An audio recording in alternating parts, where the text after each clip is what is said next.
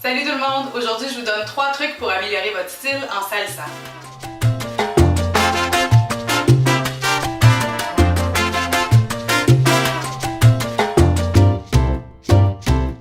Premier truc, la posture. Un exercice tout simple pour voir si vous avez la bonne posture. Placez-vous debout, les pieds à la largeur des hanches, les genoux un petit peu pliés. Imaginez-vous que le bas de votre corps est un tronc d'arbre, puis qu'au bout de chacun de vos pieds, il y a des longues racines qui viennent vous attacher au centre de la terre. Prenez quelques secondes pour bien sentir l'ancrage très solide que vous avez avec le plancher. Pour le haut du corps, c'est différent. Il faut rester mobile tout en étant soutenu.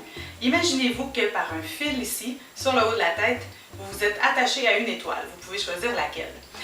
Comme ça, vous profitez de l'allongement. Vous avez le bas du corps bien ancré, le haut du corps bien attaché et tout ça reste fluide. Comme les branches d'un arbre au vent qui vont bouger sans jamais perdre leur ancrage.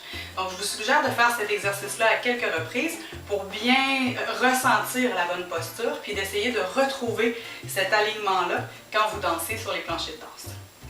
Le deuxième truc, augmenter l'amplitude de vos articulations. Si vos épaules sont un petit peu limitées au niveau du mouvement et que vous pouvez seulement faire des petits mouvements comme ça, c'est bien entendu qu'il va être difficile d'ajouter un mouvement de ce type-là. Donc, c'est important de travailler l'amplitude.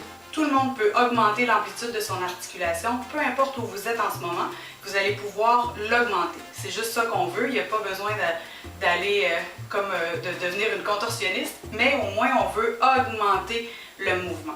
Alors que ce soit en prenant des cours d'isolation de mouvement, le body isolation, il y a certaines écoles qui offrent ce genre de cours. Ça peut être aussi des cours de yoga, des cours de stretching. Vous pouvez vous inventer des drills chez vous pour travailler les articulations.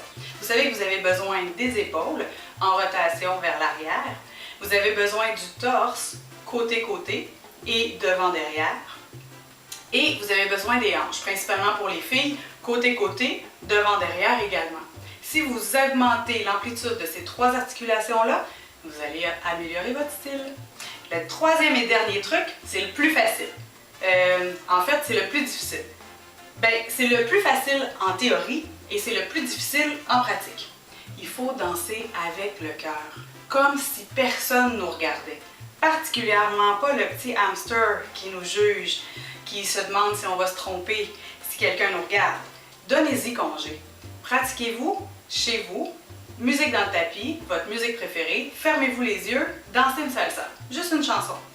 Faites ça quelques reprises, puis quand vous allez sortir, la prochaine fois, vous allez retourner dans cet état-là de grand bonheur, vous exprimer, peu importe ce que vous avez l'air. Danser par le cœur, ça aussi, ça améliore le style. Alors je vous souhaite bonne salsa!